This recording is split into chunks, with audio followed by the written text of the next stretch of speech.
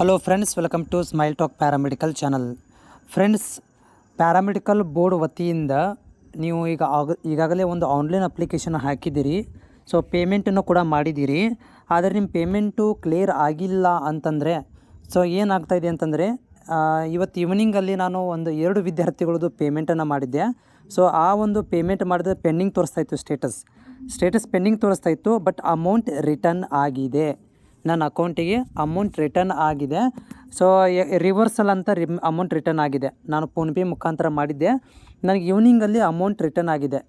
ನಾನು ಹೋದ ವಾರ ಪೇಮೆಂಟ್ ಮಾಡಿದ್ದೆ, ಈ ಒಂದು ಮೇಲೂ ಕೂಡ ಮಾಡಿದ್ದೆ ಬೋರ್ಡಿಗೆ. ಬಟ್ ಅಮೌಂಟನ್ನು ರಿಟರ್ನ್ ಮಾಡಿದ್ದಾರೆ. ಆಮೇಲೆ ಪೇಮೆಂಟ್ ಕೂಡ ಪೆಂಡಿಂಗ್ ಇದೆ. ಮತ್ತು ನಾನು ನಾಳೆಗೆ ಏನು ಮಾಡ್ತಾಯಿದ್ದೀನಿ ಅಂತಂದರೆ ಅಮೌಂಟನ್ನು ಮಾಡ್ತಾಯಿದ್ದೀನಿ. ಸೊ ಈ ರೀತಿಯಾಗಿ ನಿಮ್ಮಲ್ಲಿ ಕೂಡ ಒಂದು ಪ್ರಾಬ್ಲಮ್ ಆಗಿರುತ್ತೆ. ನಿಮ್ಮ ಅಕೌಂಟನ್ನು ಚೆಕ್ ಮಾಡ್ಕೋಬೇಕು.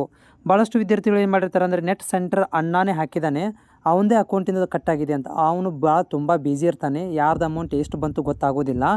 ಬಟ್ ನೀವು ಏನಾದರೂ ನಿಮ್ಮ ಅಕೌಂಟಿಂದ ಏನಾದರೂ ಕಟ್ ಆಗಿದ್ದರೆ ಸೊ ನಿಮಗೆ ಫೋನ್ಪೇ ರಿಟರ್ನ್ ಆಗಿರುತ್ತೆ, ರಿವರ್ಸಲ್ ಅಂತ ಬಂದಿರುತ್ತೆ ನಿಮ್ಮ ಅಕೌಂಟಿಗೆ.